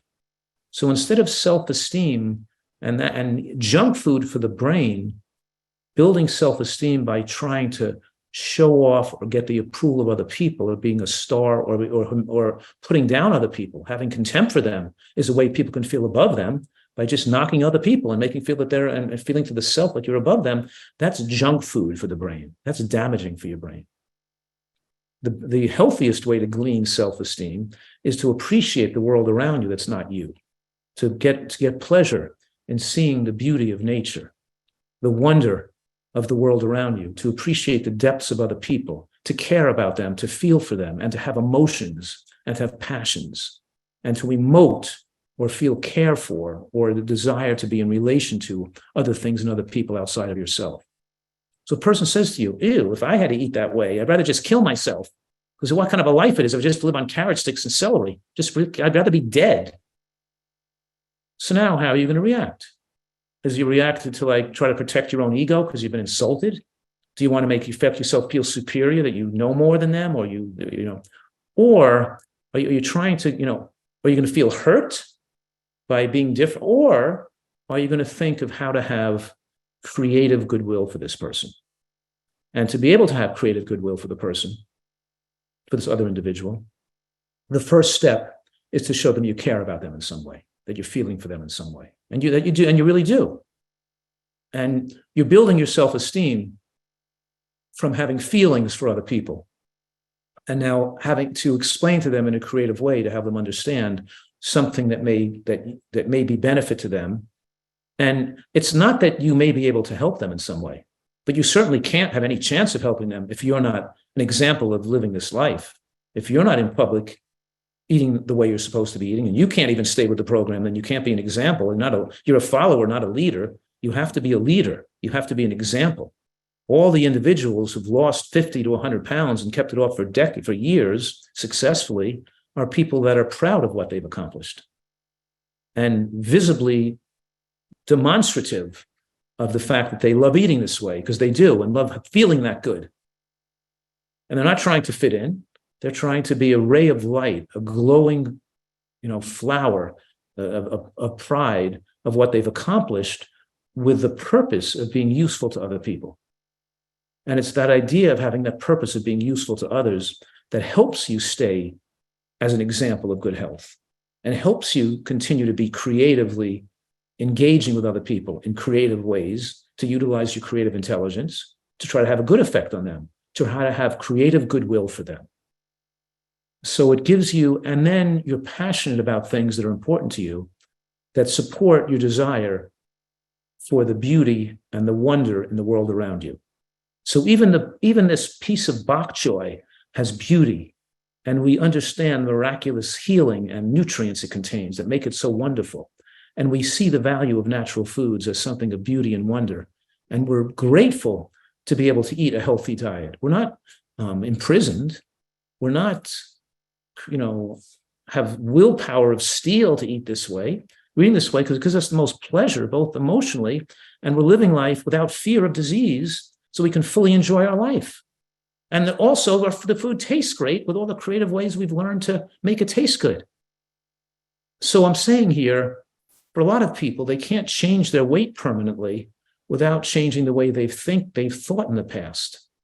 And it requires self-reflection, self-improvement, and ongoing learning and growth about how to build self-esteem with compassion, and how to build self-esteem without needing to fit in, or without needing the approval of other people. So you really, in order to succeed long-term as a healthy eater in such an unhealthy world, you have to develop the qualities of leadership. And by neglecting that in the past, that's why so many people who've learned about healthy eating have gone back to eating unhealthy and gained weight back, whereas those people who studied this feeling of these concepts of leadership with compassion have done better and increase their probability of staying with healthy eating and keeping the weight off long term. So to review, we're saying here that, diets fail because they're nutritionally inadequate. They lack sufficient green vegetables, they're going to fail, because we're a green vegetable dependent animal, and we need sufficient consumption of green vegetables for both a healthy lining of our digestive tract Don't forget that we talked about the sulforaphane in lettuce. That lettuce is a superfood. And when you mix lettuce with other green cruciferous vegetables that are not, lettuce is not cruciferous, when we mix lettuce with something like bok choy or kale or arugula, then we have that combination. That's the healthiest combination to thicken the biofilm that covers the villi in the small intestines. Of course, eating beans and mushrooms and onions also support the growth of these healthy bacteria that create the healthiest lining to the villi to reduce inflammation, improve immune function, and slow the absorption of glucose from fruit and other carbohydrates into the bloodstream, because we eat greens and beans and mushrooms and onions. So it's the green vegetables, particularly with onions and mushrooms. The diets fail because the use of concentrated oils are rev up fat storage. In other words, it revs up your desire for extra calories. And it tells you, because the calories rush into the bloodstream in such a high level of concentration, it affects the brain's desire to eat more. And it also makes you revs up fat storage hormones and fat storage messengers. It tells your body not to lose weight, to keep their weight. Reminds me of a guy who lost a pound a day. Every day he lost another pound. On day 14, he lost 14 pounds. On day 16, he lost 16 pounds. On day 18, he lost 18 pounds. On day 21, he lost 21 pounds. And then on day 21, he goes into New York City to a vegan singles dance and has a corn muffin and a macaroni salad and comes back and gains 3 pounds. Just a corn muffin and some macaroni salad, he gains 3 pounds. But the point is, he then takes a whole week to get those 3 pounds off. He lost the whole week. The point was that just having some unhealthy food once in a while stops the body's efforts to remove the toxins and remove the fluid and get rid of because he's not losing a pound of fat every day. The fact that he lost 21 pounds in 21 days, he was losing water weight or fluid, because it shows you when you're toxic and swollen with fat, you're also swollen with fluid very often. Your body's maintaining too much fluid. It's maintaining too much fluid because you need the extra fluid to dilute the toxicity and the salt and the acids and the poisons in your tissues. And when you start cleaning out, because green vegetables and these high nutrient foods make your body clean out toxins, and by not putting salt in the food, they're getting the extra fluid. So when you start eating unhealthily, it immediately stops the detox. It stops the reduction of fluid reduction. They're losing fluid and fat.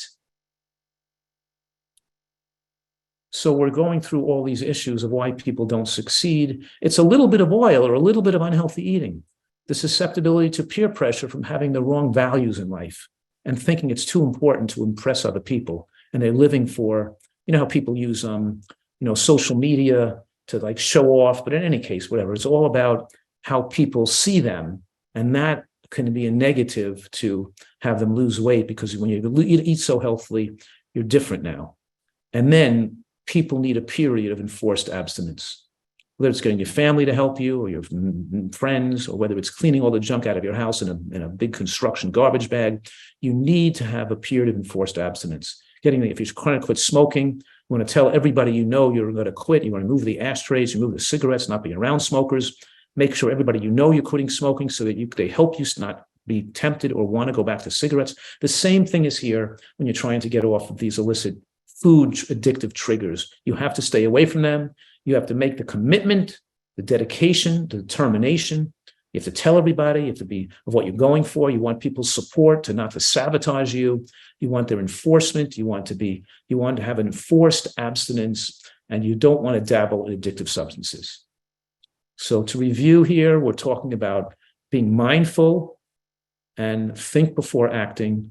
Step back and consider the consequences, especially what you put in your mouth. Don't react to negative input or insult, because it's not about you. It's about them. When people are negative or insulting or trying to put other people down, it's their problem. And they have problems because they're trying to, in some way, feel or be superior, which is not good for their own emotional health. Don't react to that. And don't even feel insulted.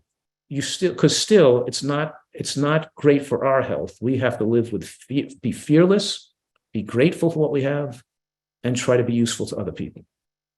And we build our emotional security and our emotional well-being by being grateful and useful to others. So even this individual who's being negative or insulting, they still can be cared for and helped by you.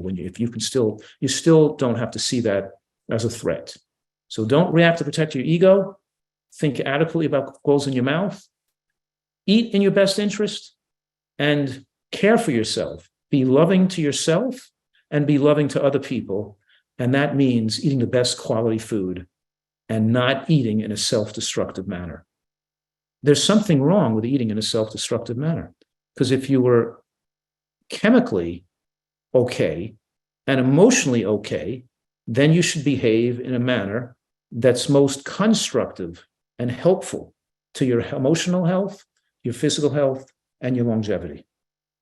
So I hope you hit some pearl here today that could help you where you might have made a mistake before, to help you have better adherence to a healthy diet. And the healthiest diet I consider a nutritarian diet, because it's a vegetable-based diet. It's not just plant-based. It's not fruit-based. It's not rice-based. It's not potato-based. It's vegetable-based, but we also eat lots of fruits and beans and seeds and nuts, as opposed to eating lots of dairy and meat on a conventional diet. Right? So it's mostly vegetables, and we're not using oil, and we're reducing or eliminating animal products. Better to not to have them if possible, because obviously, especially animal products today, and we talked about, right? We even talked about in my other lecture, the toxic plastics and other dangerous compounds that are found in seafood today, making seafood a polluted and toxic food that with the potential for neurologic damage into your brain. And that we really are better off on today, especially today, for the environment and for our own personal health protection, by eating a diet that's 100% plant-based, not 90% plant-based. So I want to make sure that's clear. And we have to repeat the correct habits over and over again. So the type of diet I eat, the type of diet we serve here at the retreat, let me review this, the skeleton of this, so you understand it, because it's very helpful if you can keep repeating this over and over again, the same way of eating day to day, because it becomes like muscle memory. It becomes like the way you prefer to eat if you keep eating this way.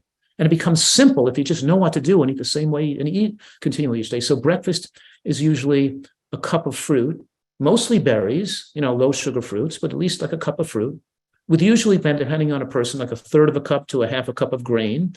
And we don't use rice or brown rice because of the arsenic component. The grain we're using are oats or steel-cut oats or amaranth or teff or kamut or quinoa. Quinoa is my favorite because it's so high in protein, but quinoa and amaranth are really great because they're high protein whole grains cooked in water. They're water-based grains, not dry cooked cereals, not cereals out of boxes, not things that have been pre-cooked or puffed or shot out of cannons or treated by leprechauns. It's the whole grain that's soaked in water. So it's a water-based cooking method. So the thing is not browned and puffed and flavored or seasoned. It's just plain grain cooked in water with our seeds that have such powerful anti-cancer effects, with 1 to 2 tablespoons of ground seeds. So a person looking to lose weight could have a tablespoon of ground seeds. I usually mix flax seeds, chia seeds, and hemp seeds. And for myself, who's not lose weight, I'll use usually 3 tablespoons or at least 2 tablespoons. So I'll maybe have a tablespoon of flax seed and a tablespoon of chia seed and a tablespoon of hemp seed in my fruit and grain. So I could adjust that amount of food or amount of fruit or amount of grain if you have more caloric need or not. But mostly we're keeping the calories to about 400 to 500 calories per meal. And we're keeping the nut or seed intake in a person that's trying to lose weight to about a half an ounce with each meal for a total of 1.5 ounces a day. Whereas myself, who's not trying to lose weight, was more like an ounce with each meal for like a total of 3 ounces of nuts and seeds a day. And I'm making that very clear that the exclusion of most of the fat and trying to hold your fat down to a very low fat diet by excluding nuts makes it harder to lose weight. You're less satiated. You feel like snacking between meals, and you're less satisfied, and it lowers the protein bioavailability of the diet. By having a little beans with lunch and dinner, and having a little nuts and seeds with lunch and dinner, having the beans and the nuts, it makes you feel like you don't need to eat between meals, and you don't need to snack again at bedtime. You feel satisfied. And the studies show that the utilization of small amounts of nuts and seeds with the meal, we're talking about half an ounce to an ounce, compared to an equal amount of carbohydrate calories, leads to more weight loss and more sustaining the less desired overeat calories. Furthermore, I'll add this because I've heard other people, maybe some other people might have said something on lectures you've heard. I want to make this absolutely clear that a person with advanced heart disease restricting all nuts and seeds has an increased risk of cardiac arrhythmia and death compared to reversing disease with a small amount of nuts and seeds at each meal. And I've had tens of thousands of patient case histories and hundreds of people with heart disease. And I show in the studies that I've published, including a recent paper published in the International Journal of Disease Prevention and Reversal with more than 50 scientific references why taking all the nuts and seeds out of a diet is more dangerous for heart patients, putting them at increased risk of arrhythmia. And I've had just as many successful cases and descriptions of people, and I published those on the web, in the nutritional in the scientific literature, as well as have 500 cases on my website of people with very advanced heart disease and very severe heart disease who reversed their heart disease without trying to eliminate all nuts and seeds.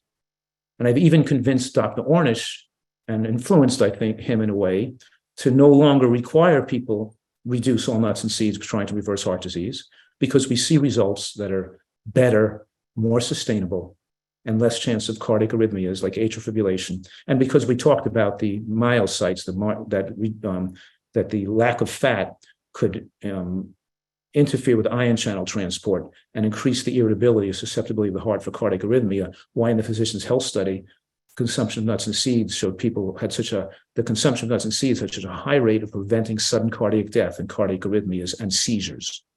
So going to an extremely low-fat diet is never advisable, never. There's no case when taking all the fat out of a diet is advisable, and reducing nuts and seeds all the way does not make your cholesterol go down more either. So that's information that's not supported by the overwhelming amount of science that we have available today. And if you want to review those 50 studies, you can go to the international, you can go look up that study that with my name on it, with my name and Dr. Ferrari, or the PhD researcher who published a study last year in the International Journal of Disease Prevention and Reversal on the benefits of nuts and seeds for reversing cardiovascular disease. So we don't have to worry about that. Nuts and seeds are protective against heart disease, and in these moderate amounts, they cause more weight loss and accelerate reversal of heart disease. They don't slow it down. So lunch is a large salad with raw vegetables. And by having a dressing with nuts and seeds in it, and don't forget, we're doing a half an ounce approximately of mixed in with a dressing. Maybe it's an orange with some sesame seeds and cashews, with some blood orange vinegar. Maybe it's tomato sauce with some almonds and roasted garlic and black fig vinegar. Maybe it's a balsamic, a walnut balsamic. Maybe it's a tofu cashew Caesar. Maybe it's, but we're using nuts and seeds, and the utilization of nuts and seeds with the raw vegetables enables us to absorb 20 to 50 times as much of the anti-cancer nutrients from the food. By excluding the fat, you're not absorbing all the nutrients. And that may be one of the main reasons why people utilizing nuts and seeds have such a giant reduction of both cardiovascular mortality and cancer mortality. In other words, all-cause mortality. And this has been seen in one study that corroborates another study that corroborates another study. All these studies corroborate each other, and they all show the same thing: dramatic reduction of all-cause mortality. And this is in every cohort of people who are flexitarians, vegans, non-vegans, that the utilization of nuts and seeds in small amounts has beneficial effects. So don't be confused about this. There is no confusion in the scientific literature. You have people being confused by personalities and by information, but not in the scientific literature. You have an overwhelming amount of evidence that you don't need to restrict these healthy foods. And you want to maximize health and maximize weight loss. And it's like anything you do to prevent cancer is good for a person with cancer. What you do to prevent heart disease is good for a person with heart disease. Not one diet person with heart disease, another diet person to prevent heart disease. It just doesn't even make sense. It's the same diet to prevent heart disease that you give a person who has heart disease. The same diet to prevent cancer they give a person who has cancer. The healthiest diet is the healthiest diet. There's no manipulation. It's really that the scientific literature is not confusing, and we don't have to make it too confusing here. And now dinner is we have some raw vegetables again, maybe different raw vegetables than we had with lunch, right? We have here, maybe it's some peppers and bok choy stems, or celery, or okra, or raw okra. Or maybe it's raw snow pea pods with a dip. Maybe it's an avocado dip, or a salsa dip, or a hummus dip, or something. And then we have some cooked vegetables, like cooked green vegetables with mushrooms and onions. We want to get both raw vegetables and cooked vegetables, and we want to have greens and beans and some nuts and seeds. So we had some fat in that dip, or some in the hummus dip or something. And then we have mushroom and some beans. We want to have some beans in that vegetable bean soup at lunch. We want to have some bean with our dinner, but we could have a small amount of another starch like spaghetti squash or butter or winter squash, or a small amount of grain or something with that. And then dessert. and we want to have some dessert. And that's pretty much this diet. It's pretty easy to follow the diet. Salad, soup, and fruit for lunch, raw vegetables with a dip, and a cooked vegetable wok or a cooked vegetable dish with some beans mixed in, or beans on the side, or a salsa or a bean dish on the side, or a bean burger or something like that, with a small amount of cooked starch. But mostly your starch, your most favorite starch is beans because it has the lowest glycemic load and best protein bioavailability. And it's slowly digested carbohydrates with low glycemic load, which keeps us satiated. We have the beans and the greens and the nuts. We're satisfied with a lower amount of calories. And how much calories should you consume? Should this be 1,200 calories? Should this be 1,600 calories? Well, you have to determine that. You have to determine that by you feel satisfied but not full. And then you're eating at the right amount of calories because you're losing weight by at least 2 pounds a week, moving to your ideal weight. And if you're not losing weight, then you may have to adjust your calories downward. You may be overeating calories. Maybe you're eating past fullness or not so satisfying. So we'll discuss. So what I'm saying here, that if you're not losing weight adequately, you may need to eat larger portions of low-calorie food and smaller portions of higher calorie food, right? So you may have to cut back on the starch component, but you're not cutting back really on nuts because you're not snacking on nuts between meals. You're only eating a half an ounce with each meal if you're overweight. And the reason why you're eating a half an ounce with each meal, and not an ounce with each meal, and not a quarter of an ounce with each meal, when you're picking a half an ounce with each meal, is because we have studies on this. For example, Seventh-day Adventist Health Study 2, which is a very important and significant study to understand and to review. It's so important because they found that people with the lowest quintile of nut and seed consumption had a 40% increase of cardiovascular death compared to people with the highest quintile of nut and seed consumption. So the question is, what's the lowest quintile and what's the highest quintile? And the lowest quintile was people eating less than half an ounce a day, and the highest quintile was people eating more than an ounce and a half a day. So the ounce and a half a day is picked because of the tremendous reduction of cardiovascular death we see in scientific studies from people eating an ounce and a half a day, or about half an ounce with each meal. We're not eating an ounce with each meal because a person is overweight, and we want to keep that calorie count in that range to losing about 2 pounds a week. And why do we pick 2 pounds a week? Well, we're picking 2 pounds a week, the same reason.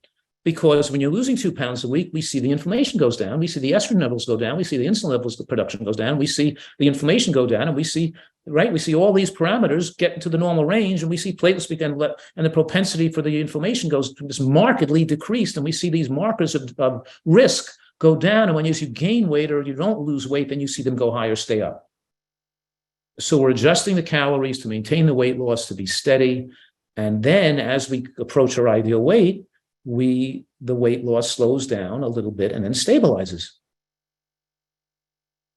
And so we can modulate those calories and make you feel satisfied with the food you're eating by eating more lower calorie food, right? So you can do this. You can modulate this. You can adjust this to your needs. Because frankly, some women need 1,200 calories, some women need 1,400 calories, some men need 600 calories. So we need, and you want to eat what instinctually feels normal to you, but you still want to make those adjustments in overall, so you're losing weight adequately. We don't want to just say every person, don't think about calories and don't think about, just eat as much as you want. You're going to lose weight anyway. Well, that works for a lot of people, but not everybody. We want to make sure that this works for you, and you can make modifications to it to make sure you're successful. So eat more eggplant, more mushrooms, more cauliflower, more tomatoes, onions, artichokes. Artichokes are fantastic. Zucchini, asparagus, broccoli, spaghetti squash, low in calories, citrus, melon, berries, bigger salads. You eat these foods that all have less than 100 calories a pound. You eat these foods with low caloric density, so you still feel you're feeling satisfied without having to eat too much food, right?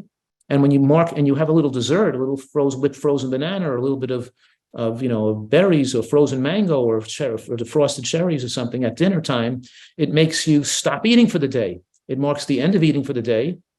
By 6 o'clock, you want to end eating for the day.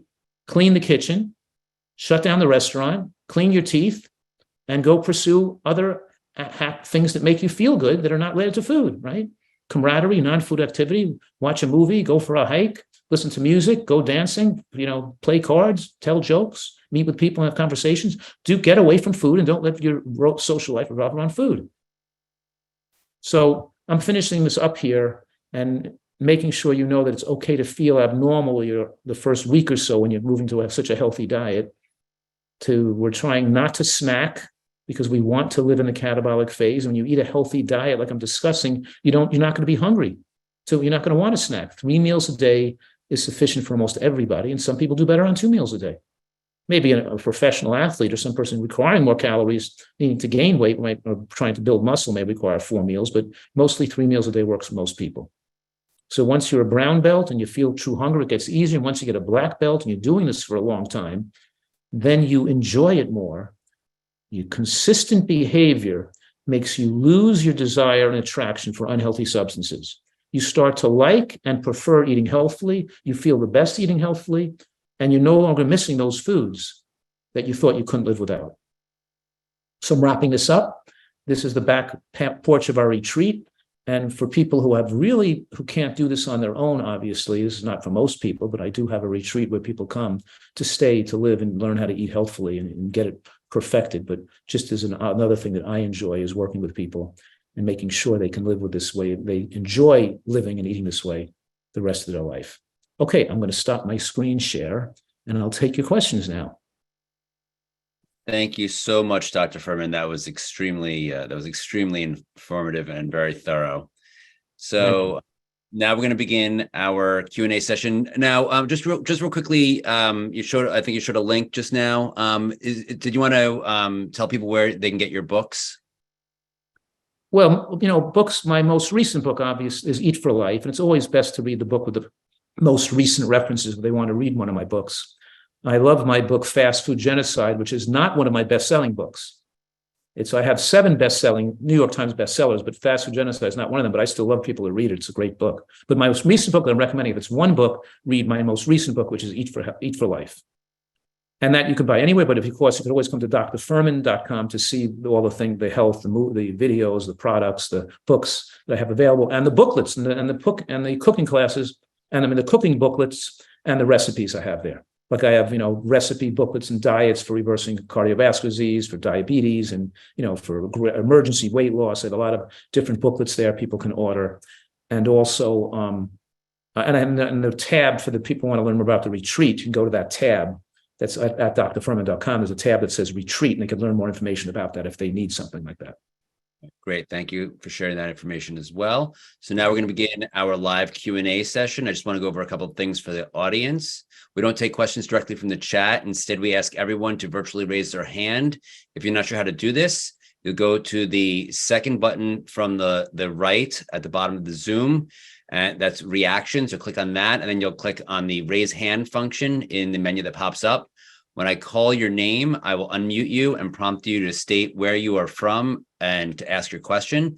And we ask that everyone keep their questions brief and on topic. And with that said, I'm going to throw it to the audience, and I'm going to take a question from Judy. Judy, please state where you're from and ask your question. Hi, I'm Judy. I'm from the Philadelphia, Pennsylvania area, and I really appreciate all your comments and your sharing of information. I'm on the other end of things. I'm not trying to lose weight. I'm trying to actually gain weight. So just wondering if your comments about the eating window ending at 6 would still apply as well as no snacks, because Brenda Davis does recommend having some snacks to gain weight. FYI, I am in my 60s, and I do have some low bone density, so I am trying to put the pounds on. And I do follow most of your recommendations, but I do have some intolerances to large amounts of like nuts and seeds and right. So that's what I would recommend, that you do smaller amounts. But don't exclude them totally. And then and I would probably, even though Brenda is one of my heroes and I love Brenda, I would probably recommend 4 meals a day, 4 equal size meals, as opposed to 3 meals with snacking, because I would space the 4 meals out so you could increase the protein bioavailability of each meal, which means that by mixing beans and nuts and vegetables and greens and and artichokes or quinoa, by having grain and bean, and by having a little bit of different foods mixed in a meal, you'll have better better ability to gain weight and for muscle development. And by doing that 4 times a day is better than doing it 3 times a day with a snack in between. So I prefer you to, if you need more to gain weight, probably go to a 4-meal a day plan over 3. But I still would want you to finish eating by 6 o'clock, because we still want you to not to be digesting at nighttime when you're sleeping. It's not good for your longevity and health. Okay. And remember, you gain muscle in the gym. And if Mhm. you wanted to have your body to have an enhanced digestive capacity to increase that protein in terms of muscle, we want you to not do a lot of aerobics, but do a lot of muscle type building exercises, to get a little larger. All right. We're going to take a question from Alex. Alex, please state where you're from and ask your question. Hi, this is Alex from California. Thank you for the great presentation. I would like to ask, what is your opinion about fruits that have a big amount of sugar, like mango and pineapple? And in addition, what are your opinion about foods that have whole food that have high saturated fat, like coconut, cacao, like dark chocolate? What are your opinion on this? Thank you. You're welcome. I think that the tropical fruits that have more sugar are fine, and because we're using them as a dessert in a small portion of the meal. So if you look at the total glycemic load of the meal, it's relatively low, because we're not having a pineapple-based meal or a mango-based meal. We're having one piece of fruit to finish a vegetable-based meal. And the one piece of fruit utilized the amount of grams of sugar there, the 10 grams of sugar, in conjunction with the whole meal itself, means your overall glycemic effect of that meal is still very low. And when you're eating all these healthy foods, we're talking about beans and nuts and mushrooms and onions and scallions, we're eating all these foods, then we have what scientists call the second meal effect. It means you build up such a healthy biofilm that it's when you eat a mango or some pineapple, it slows the absorption of glucose. So it's not as highly glycemic for a person who wasn't eating a healthy diet. So these people on these keto diets, who feel like, oh, I can't eat a mango or a piece or even oatmeal because my sugar jumps through the roof. Well, the reason your sugar jumps through the roof is because you're eating all the saturated fat that damage your insulin receptors. Now your insulin receptors don't work, and so you're insulin resistant, and now the sugar, and you have the biofilm that you created is pro-inflammatory, and the food rushes into your bloodstream fast. But us people, the nutritarian, this healthy way of eating means our insulin receptors are working, our biofilm is working, and we can tolerate some fruit without negative effects. So we're not, and I don't recommend a fruitarian diet or a fruit predominant diet, because if you have too much fruit, then you're lowering the protein quality of your diet. So the scientific studies show that the other non-fruit plant-based foods are more protein rich, and we reduce animal protein and increase more protein rich foods, which include grains like quinoa, amaranth, right? Vegetables, beans, nuts, and all are relatively high in protein, and things like artichokes and broccoli and asparagus are high protein foods too. So when we eat too much fruit, we dilute the protein density, the plant protein density of our diet. So by having a small amount of fruit for dessert, 3 to 5 pieces of fruit a day, you're still fine. And we're not eating all tropical fruits either. We're eating some berries and citrus, and we're eating some lower sugar fruits with lower glycemic load too. So certainly you can eat some of the higher sugar fruits in moderation. And the next question about, yes, I agree that we shouldn't eat much saturated fat in the form of coconut oil. And if you're having coconut, like shredded coconut, we have some of that in certain recipes, in a little Thai curry sauce or something, but it's only a small amount here and there. It's not something we're having every day, and it's not something we're having in large amounts. So I don't think we have to be fearful of a little bit of saturated fat when we're eating otherwise a healthy diet. And it's not as little, but it's still, it's not something I'm recommending as a health food, though. We're still eating that in small amounts. Okay, hope that helped. Thank you. So many speakers recommend no salt, but in the book, The Salt Fix, he recommends that salt is good and necessary. What are your thoughts on salt, and how much can we have in a day in a healthy diet? Well, it's funny because I answered this question in the group, the group presentation as well. But yes, then primates do not salt their foods. And primates get enough sodium from the salt we eat that's in the vegetables and natural foods we're eating. And that's adding salt to our food over and above what comes in the natural food doesn't just increase risk of high blood pressure. The studies show it also increases risk of cardiovascular death and stroke, irrespective of its effect on raising blood pressure. It also suppresses immunity, increases risk of infection, increases risk of, and it gradually causes microvascular hemorrhaging over time, over a lifetime, weakening the interior lining of blood vessels, leading to a higher propensity for hemorrhagic stroke, breaking of a blood vessel. So yes, I'm saying salt is a pernicious habit, and it's your lifetime exposure to salt that determines your risk. It's your lifetime exposure to omega-2 or right omega-3 index determines your brain size in later life. You can't say, oh, look, I have this person who went to these people on a low salt diet are having higher risk of death. Those studies are based on people who ate a high salt diet their whole life, and because they developed serious illness, went to a low salt diet. But it's their lifetime exposure to salt that determined their risk. They shouldn't have waited till they got that sick to cut the low salt out. That's why they got sick. So so some of these studies artificially make it look like a low salt diet is dangerous because people who are cutting out salt aren't doing that well, because the people that are cutting out the salt are people who are sickly, who had to cut out salt, who are told to cut out salt after they develop disease. And it's not the salt intake in the last 5 years of our life that determines our cardiovascular death. It's our full lifetime exposure to sodium that determines our cardiovascular death. So it's an insidious and chronic exposure to these causes of disease that count. And the same thing is true with the right fatty acids for the brain and for the body, and why these ultra low fat diets and people who are not concerned about the omega-3 index can use the same arguments. Oh, this person took it and they later in life and it didn't make much change, or it didn't get into the brain, or whatever they're talking about, because they started it when they already had dementia or something. You know what I mean? So it's the same thing with eating junk food. We can't eat junk food our whole life. And then once we get sick, try to cut it out then. We got to do it now. Today's the day.